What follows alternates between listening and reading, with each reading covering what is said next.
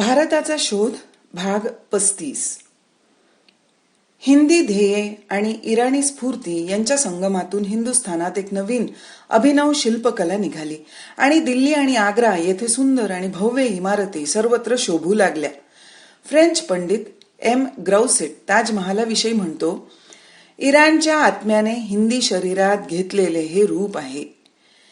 हिंदी आणि इराणी लोकांच्या मूळ एका वंशातले म्हणून व नंतर शतकानुशतकांचा जसा संबंध आहे तसा जगात क्वचितच इतरत्र दिसतो. परंतु या दीर्घ सुपरिचित आणि सन्मान्य संबंधाची शेवटची आठवण दुर्दैवे करून अति दुःखाची आहे आणि ती म्हणजे नादिरशहाच्या स्वारीची. 200 वर्षांपूर्वी ती अल्पकाळ टिकणारी परंतु भयंकर अशी आपत्ती येऊन गेली. नंतर ब्रिटिश आले. आशियातील आमच्या शेजाऱ्यांशी जोडणारे सारे मार्ग आणि रस्ते त्यांनी बंद केले. नवीन समुद्रावरचे मार्ग पुढे आले आणि आशियापेक्षा युरोप जवळचे वाटू लागले. विशेषतः इंग्लंडच्या अधिक जवळ आपण गेलो. इराण, मध्य आशिया, चीन यांच्या जवळ खुशकीचे मार्ग राहिले नव्हते. परंतु आता वैमानिक दळणवळणाचे दिवस आल्यामुळे प्राचीन प्रेम स्नेहाचे संबंध पुन्हा पुनरुज्जीवित करता येतील. बाकीच्या सर्व आशियाशी अकस्मात संबंध तुटणे हा हिंदुस्थानातील ब्रिटिश सत्तेचा एक दुर्दैवी परंतु अविस्मरणीय असा परिणाम आहे. Professor E.J. रॅमसन आपल्या केम्ब्रिज हिंदुस्थानचा इतिहास भाग 1 मध्ये लिहितात, हिंदुस्थानातील लहान लहान राज्ये एका सत्तेखाली आणून एक प्रभावी शासनतंत्र ज्यांनी येथे निर्माण केले ते आरमारी दृष्ट्या प्रबळ होते.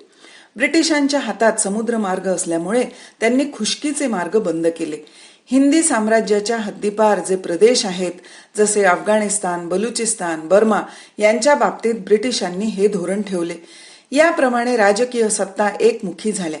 मागोमाग त्याचा अनिवार्य परिणाम म्हणून इतर देशांशी असलेले चालू राजकीय संबंधही तुटले. राजकीय दृष्ट्या आशियापासून हिंदुस्थानने अलग राहण्याची ही पहिलीच वेळ.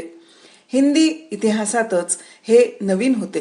भूतकाळापासून वर्तमान काळाला अलग करणारी ही विशेष गोष्ट युग प्रवर्तक घटना होय. परंतु अर्वाचीन इराणशी संबंध राहिला नसला तरी प्राचीन इराणचा व हिंदुस्थानचा झालेला एक जुना संबंध कायम आहे. 1300 वर्षांपूर्वी जेव्हा इस्लामी धर्म इराणात आला तेव्हा झोरोस्ट्रियन धर्माचे हजारो लोक आश्रयार्थ हिंदुस्थानात आले. त्यांचे येथे स्वागत झाले व पश्चिमी किनाऱ्यावर त्यांनी वसाहत करून तेथे ते आपल्या धर्माप्रमाणे चालीरीतीप्रमाणे वागत राहिले. त्यांना कोणी त्रास दिला नाही व तेही कुणाच्या भानगडीत पडले नाही. ते पारशी गाजावाजा न करता मुकाट्याने हिंदी जीवनात मिळून गेले आहेत. तेथेच त्यांनी आपले घर केले. परंतु आश्चर्य हे की त्यांची लहानशी जमात स्वतंत्र राहून त्यांनी आपले स्वतंत्र वैशिष्ट्य राखले आहे. स्वतःच्या चालीरीतींना ते चिवटपणे धरून आहेत. आपल्या विशिष्ट जातीतच बेटी व्यवहार ते करतात व जमातीबाहेर लग्ने फार विराळा आहेत. परंतु आपल्या जातीतच लग्न संबंध करण्याची चाल हिंदुस्थानात असल्यामुळे हिंदी जनतेला त्यात आश्चर्य वाटले नाही. पारशांची संख्याही फार हळूहळू वाढत आली व आजही 1 लाखाच्या आतच त्यांची लोकसंख्या आहे. उद्योगधंद्यात ते भरभराटलेले आहेत व हिंदी उद्योगधंद्यात ते आघाडीवर आहेत. इराणशी जवळजवळ त्यांचे संबंध आता नाहीतच. ते पूर्ण हिंदी झाले आहेत. परंतु ते आपल्या प्राचीन परंपरेला धरून आहेत. प्राचीन मातृभूमीची स्मृती त्यांना अद्याप आहे.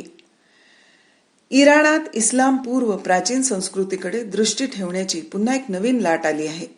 धर्माशी या वृत्तीचा, या लाटेचा काही संबंध नसून ही इराणची अव्याहत सांस्कृतिक परंपरा आहे. तिच्याविषयी अभिमान वाटावा व वाढवावा म्हणून संस्कृतीपुरती ही एक राष्ट्रीय चळवळ आहे. जगातील घडामोडींमुळे आणि समान हितसंबंधांमुळे आशियातील राष्ट्रे पुन्हा एकमेकांकडे पाहू लागली आहेत. युरोपियनांच्या वर्चस्वाची सद्दी संपली आहे व जसे एखादे वाईट स्वप्न संपावे, निघून जावे त्याप्रमाणे ही सत्ता नाहीशी झाली आहे, नाहीशी होत आहे. आणि प्राचीन स्मृती जागृत होऊन आपल्या पूर्वीच्या मैत्रीची, पूर्वीच्या समान साहसांची आपणास आठवण करून देत आहेत. हिंदुस्थान ज्याप्रमाणे चीनला जवळ करू पाहत आहे त्याप्रमाणे इराणलाही जवळ घेईल.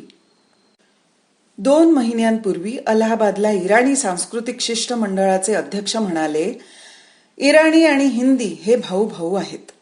एक इराणी कहाणी अशी आहे की दोन भावांची ताटातूट होऊन एक भाऊ पूर्वेकडे गेला, एक पश्चिमेकडे गेला. दोघा भावांच्या कुटुंबियांना एकमेकांची काहीच माहिती राहिली नाही, नाते सुद्धा विसरून गेले. पण हे कुटुंब एकत्र असताना जी काही गाणी म्हणत त्यातले मात्र काही सूर दोन्ही कुटुंबांच्या लक्षात राहून एवढेच काय ते त्या दोन्ही कुटुंबांचे एकच राहिले व ते सूर बासरीवर काढीत अनेक शतकांनंतर या सुरावरून या त्यांच्या वंशजांना आपण एकेकाळी एक होतो हे समजून येऊन ओळख पटली व ते पुन्हा एक झाले. या गोष्टीप्रमाणे आम्ही हिंदुस्थानात प्राचीन गीते आमच्या बासरीवर वाजवून दाखवायला आलो आहोत. ते सूर ऐकून हिंदी लोकांना आठवण येऊन हे इराणी आपलेच भाऊ असे ओळखून ते आपल्या या भावांना पुन्हा भेटतील. भारत आणि ग्रीस. प्राचीन ग्रीस म्हणजे युरोपियन संस्कृतीचा मूळचा उगमाचा झरा असे समजण्यात येते. पूर्व आणि पश्चिम यांच्यातील मूलभूत भेदांविषयी कितीतरी लिहिण्यात आलेले आहे, परंतु मला ते काही समजत नाही. त्यातील बरेचसे लिखाण भोंगळ व अशास्त्रीय असून वस्तुस्थितीत त्या लिखाणास फारसा आधार नाही. आतापर्यंत पुष्कळ युरोपियनांची अशी समजूत असे की जगात जे जे काही मोलाचे किमतीचे असे आहे त्याचा आरंभ ग्रीस किंवा रोम येथेच झाला.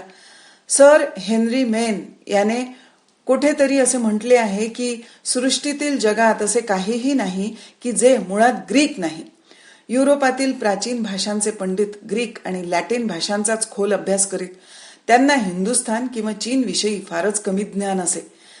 तीही प्रो ई आर डॉईस याने म्हटले आहे की ग्रीक संस्कृती पौर्वात्य पार्श्वभूमीवरच उभी आहे. तिच्यापासून ती कधीही पूर्णपणे अलग नव्हती. फक्त युरोपीय विद्वानांच्या मनात ही फारकत आहे. युरोपातील पांडित्य कितीतरी वर्षे ग्रीक, लॅटिन आणि हिब्रू यांच्या पुरतेच मर्यादित होते. या मर्यादित ज्ञानातून त्यांच्या समोर जगाचे जे चित्र उभे राही ते फक्त भूमध्य सागरालगतच्या जगाचे असे. प्राचीन रोमनांची समजूत असे की रोम म्हणजेच सर्व काही, तशीच याही लोकांची बरीचशी असे. अर्थात काही फरक, काही नवीन, कमी, अधिक त्यांना करावे लागत असे. इतिहास, भौगोलिक, राजकारण, संस्कृती, सुधारणांची वाढ या सर्वांच्या पाठीमागे ही समजूत उभी असे. इतकेच नव्हे तर विज्ञानाच्या वाटेतही ही समजूत आडवी आली. प्लेटो आणि अरिस्टॉटल या दोघांची युरोपियनांच्या मनावर पकड होती. भूतकाळात आशियातील लोकांनी जे काही केले त्याचे ज्ञान झिरपत युरोपच्या डोक्यात कधी काळी शिरलेच तर त्यावेळेसही ते मोठ्या नाखुशीने स्वीकारले जाईल. जाणून बुजून कदाचित, परंतु या ज्ञानाच्या स्वीकाराला त्यांचा विरोध असे व काहीतरी करून ते आपल्या पूर्वीच्या चित्रात ते बसवून दाखवीत.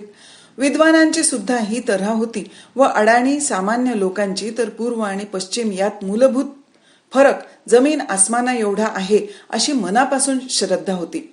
युरोपातील औद्योगिक क्रांतीमुळे आणि तद्भूत भौतिक भरभराटीमुळे बहुजन समाजाच्या मनातील हा समज अधिकच बळावला आणि मनची गोष्ट खरी करण्याच्या विचित्र बुद्धिवादाने ठरवून टाकले की अर्वाचीन युरोप, अमेरिकेचे ग्रीस राष्ट्र हेच जन्मदाते आई किंवा बाप होते.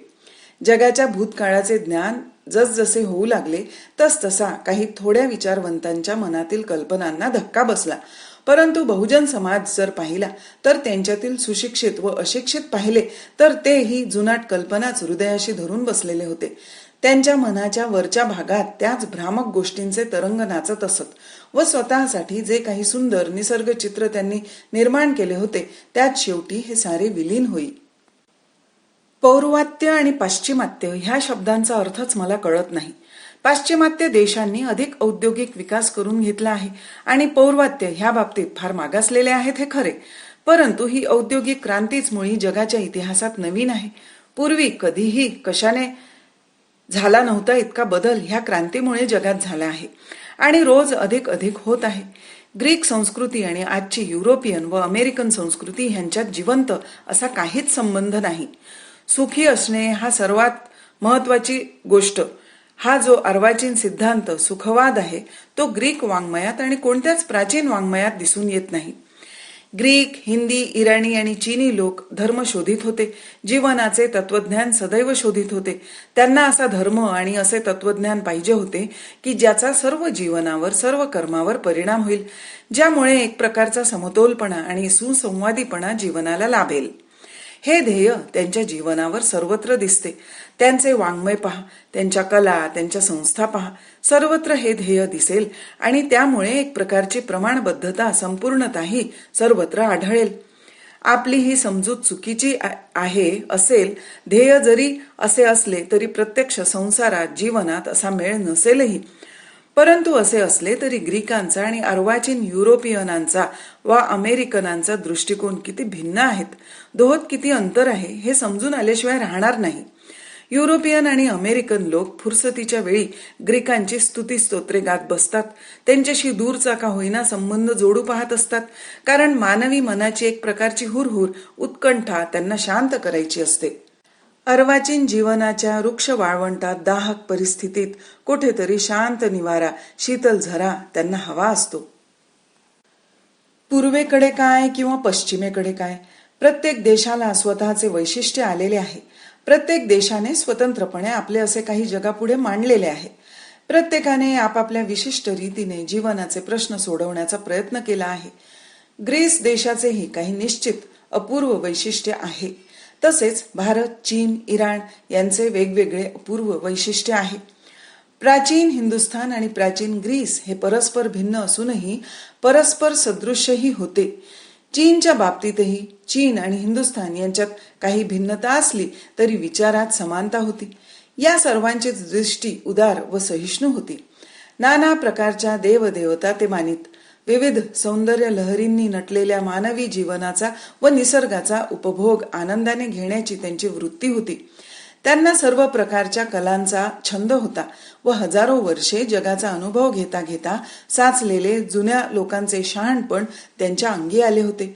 प्रत्येक जण आपल्या वांशिक गुणधर्मानुसार वाढले, विकास करून घेते झाले. सभोवतालच्या परिस्थितीचा प्रत्येकावर परिणाम झाला आणि प्रत्येकाने जीवनातल्या एखाद्या गोष्टीवर अधिक भर दिलेला आहे. ज्याच्यावर भर द्यायचा ती गोष्ट प्रत्येकाची वेगळी होती. ग्रीकांचे जीवनविषयक तत्वज्ञान चालू काळापुरते पाहण्याचे असावे. सभोवती जे सृष्टी सौंदर्य त्यांना दिसे किंवा जे सौंदर्य त्यांनी निर्माण केले होते त्यामध्ये ते आनंद घेत, त्यात त्यांना एक प्रकारचे समाधान मिळे. हिंदी लोकही प्रत्यक्ष वर्तमान काळात सभोवतालच्या जीवनात आनंद आणि समाधान अनुभवित, परंतु तेवढ्यावर ते तृप्त नसत.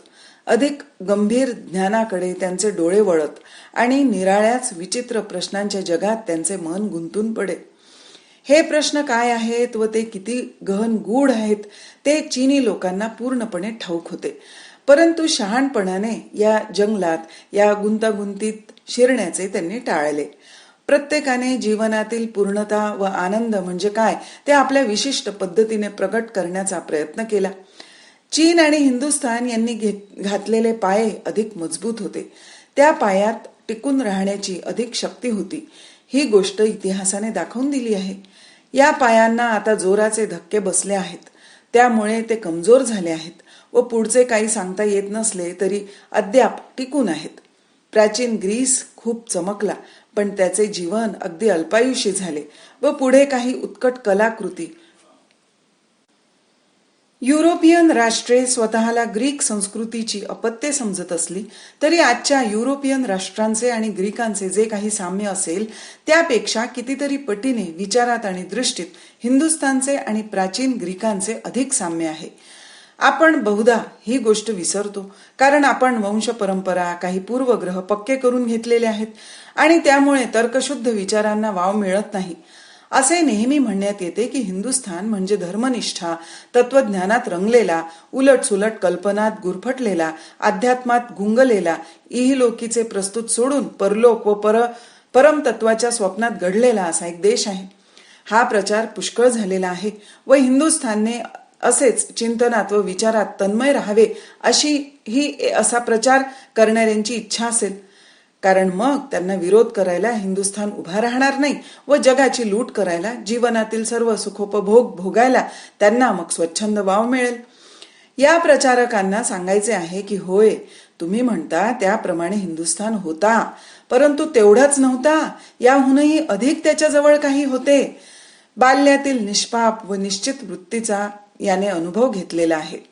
तारुण्यातील विकारवशता व बेदरकार वृत्ती त्यानेही अनुभवली आहे आणि सुखदुःखाच्या दीर्घ अनुभवातून पिळून काढलेले प्रौढाचे शहाणपणही त्याने मिळविले आहे. भारतवर्षाने बाल्याचा, यौवनाचा, परिणत वयाचा पुन्हा पुन्हा अनुभव घेतला आहे. हजारो वर्षांचे वय व हजारो योजने शरीराचा विस्तार वाहता वाहता भारताला शीण येऊन पोक आले आहे. दृष्ट रूढी व भ्रष्ट आचार यांचे भुंगेही त्याला पोखरीत आहेत. कितीतरी बाणगुळांनी त्याची गळचेपी चालविलेली आहे. त्याचे रक्तशोषण सुरू आहे. परंतु या सर्वांच्या पाठीमागे युगानुयुगांचे सामर्थ्य, एका प्राचीन मानववंशाच्या पिढ्यानपिढ्यांची मिळवून दिलेली सुप्त ज्ञान उभे आहे. आम्ही फार पुरातन लोक आहोत. दृष्टी सुद्धा पोचत नाही इतकी अनंत शतके रांग लावून आमच्या कानात गुणगुणत आहेत.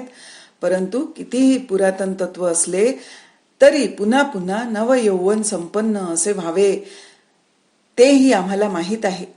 गतकालातील स्मृती व स्वप्ने जरी आमच्या समोर सदैव असली तरी पुन्हा पुन्हा नवयौवन मिळविण्याची विद्या आम्ही शिकलो आहोत.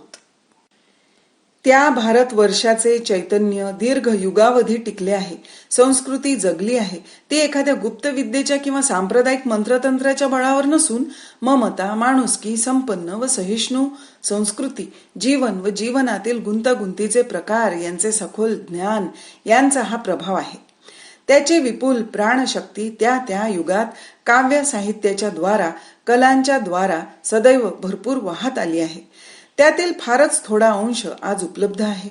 काही अज्ञात आहे, काही निसर्गाच्या क्षोभामुळे व काही मानवांच्या राक्षसी हिंसावृत्तीमुळे कायमचा नष्ट झाला आहे. घारापुरीच्या लेण्यातील त्रिमूर्तीची ती प्रचंड प्रतिमा भारताची मूर्ती वाटते. शक्ती संपन्न भारताचेच ते अनेक मुखी दर्शन आहे. जणू काय सर्वज्ञ, सर्वसाक्षी साक्षात भारतच अंतःकरणाचा ठाव घेणाऱ्या भेदक दृष्टीने आपल्याकडे पाहत आहे. अजिंठ्याच्या लेण्यातील चित्रांमधून जीवनावर ममता, सौंदर्याचे प्रेम ओतप्रोत भरलेले दिसते व किंचित खोलवर विचारपूर्वक पाहिले तर ते चित्रात दृश्याच्या पलीकडचे काही एक गंभीर अर्थाचे काहीतरी असल्याचा भास होतो. भाग 35 समाप्त. भारताचा शोध भाग 35.